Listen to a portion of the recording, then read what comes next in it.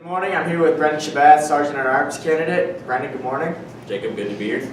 Good to see you. Alright, so we're just going to get right into these questions. So, something you brought up in debates was incentivized grading. How do you plan on bringing this about, and what will this entail?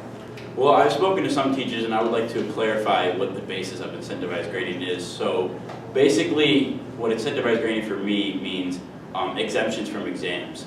This is something that's not a new idea here at the school. We used to have that here at U of D. It's here at other local schools. And so what that entails is for students that have a 95 or higher, or an A in one class throughout the entire semester, they are exempt from the exam and do not have to take it. I've spoken to some teachers that say this is a great idea. Many students that they know that have 95s or higher in their classes, they know they're going to do good on the exams, and it's understood that they know the material well, and it rewards them for doing good in the class during the year. Okay, moving on to question 2.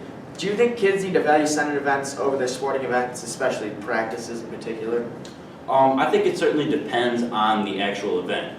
For example, if I'm elected as Sergeant at Arms and we have daily or weekly meetings that are a little informal just between me and the other senators, during the winter season I play basketball, and it's very important that I go to practice every single day.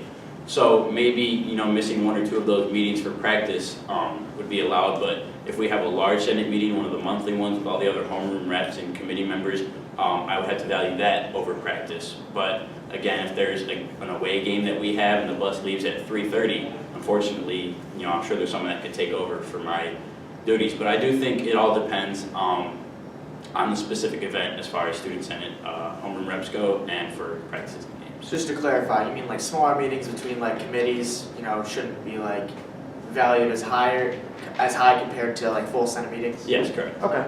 All right, moving on. Last question. Should lack of attendance by homeroom senators, big brothers, and co-chairs, should that be publicized so that kids feel almost humiliated to not come to the Senate meetings? I don't necessarily think that's a good idea to publicize them. I think it's already known. It is given out on the sheet who has excused absences and who is unexcused absences. And maybe it's more of a personal thing. Maybe there's something going on in someone's family. Maybe they're having health issues. I don't think it's really our business who's showing up to Senate meetings except the Sergeant at Arms. So I would certainly have to know who's not there and why they aren't there, and have to take the necessary precautions to make sure they get to meetings, or if they're not, make sure they're excused for proper reasons. But I don't think that's necessarily anybody else's business outside the Sergeant at Arms and those who are absent. All right, Brendan, thank you very much. We will see you soon.